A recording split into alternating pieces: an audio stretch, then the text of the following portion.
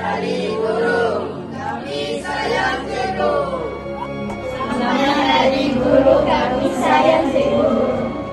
Selamat Hari Guru, kami sayang cikgu. Selamat Hari Guru.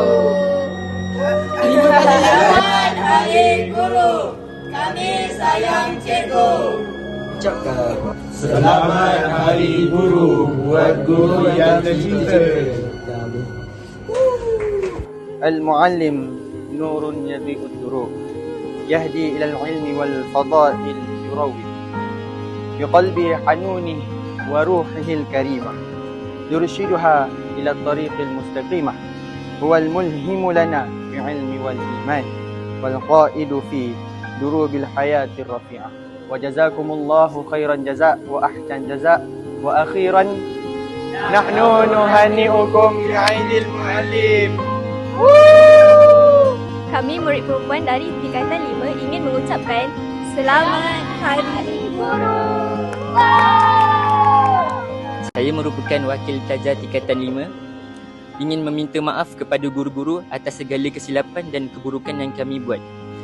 Dan kami juga ingin berterima kasih kepada guru-guru kerana telah membesarkan dan mendidik kami sepanjang kami 5 tahun bersekolah di sekolah ini. Dan terima kasih juga telah menjadi ibu bapa kedua kami di sekolah ini. Dengan itu, kami ingin mengucapkan Selamat Hari Guru.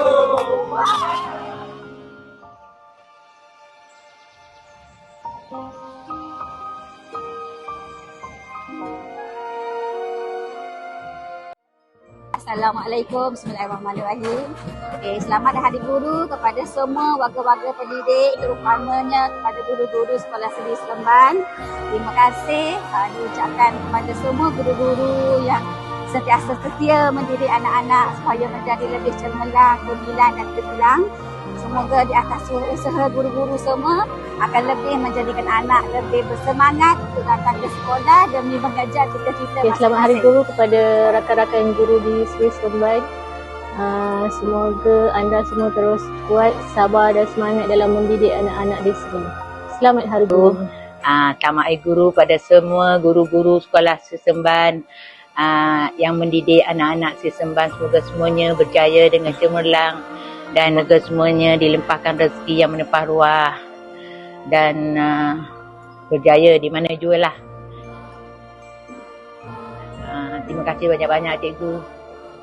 Sedih pula sebab mendidik anak-anak dengan jayanya.